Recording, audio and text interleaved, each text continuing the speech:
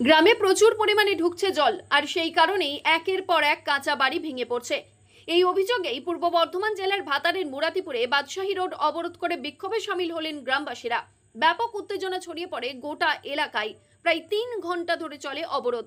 ভাতারের মুরাতিপুর গ্রামে জল ঢুকছে, প্রায় বন্যা পরিস্থিতির সৃষ্টি হয়েছে, আর সেই কারণেই একাধিক কাঁচা বাড়ি ভেঙে পড়ছে একের পর এক। সাধারণ মানুষ আশ্রয়হীন হয়ে পড়ছেন। এই কারণে তারা নিকাশি ব্যবস্থা উন্নতির দাবিও জানিয়েছেন। এরপরেই গ্রামবাসীরা পূর্ব বর্ধমান জেলার ভাতারের মুরাতিপুরের বাদশাহী রোড অবরোধ করেন। প্রায় 3 ঘন্টা ধরে তারা অবরোধ করেন। ঘটনাস্থলে বিশাল পুলিশ বাহিনী পৌঁছে পরিস্থিতি নিয়ন্ত্রণে আনে। শুনবো গ্রামবাসীরা কি বলছেন। কি সমস্যা হলো? রাস্তা অবরোধ করলেন? ড্রেনের জন্য গোটা পাড়া ডুবে গেছে, এই পাড়া ও পাড়া সব পাড়া ডুবে গেছে।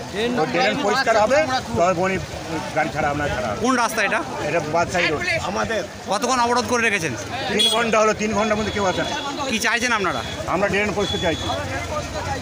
আমি দেখছি সরকারি গাড়ি বা অ্যাম্বুলেন্স আটকে রয়েছে। অ্যাম্বুলেন্স ছাড়া, অ্যাম্বুলেন্স ছেড়ে দেবো। অ্যাম্বুলেন্স ছেড়ে দিয়েছি, অ্যাম্বুলেন্স কিছু নেই। অ্যাম্বুলেন্স ছেড়ে দেবো, বাকি গাড়ি সব প্যাসেঞ্জার ছেড়ে দিচ্ছি।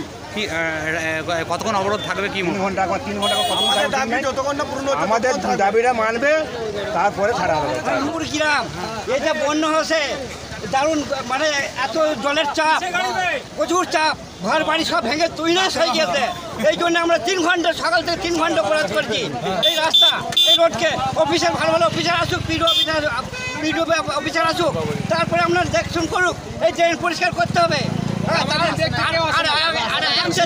আর একটা জিনিস, আমরা রুগীর গাড়ি ছেড়ে দিচ্ছি, রুগীর গাড়ি, ইমার্জেন্সি গাড়ি আমরা সব ছেড়ে দিচ্ছি, কিন্তু অ্যাম্বুলেন্স সব ছাড়া হয়ে দিয়েছে, কিন্তু এই অন্য গাড়ি সব আটকে পড়ছে। আপনারা যতক্ষণ আসবেন অনুরোধ করে বলছি, আপনারা তো দয়া করে এখানে আসুন, যে দেখে যান মাত্র অবস্থা, বাজার ফাজার সব দোকান। কি নাম আপনার? আমিরুল ইসলামের রিপোর্ট, সংবাদ আজকে নিউজ।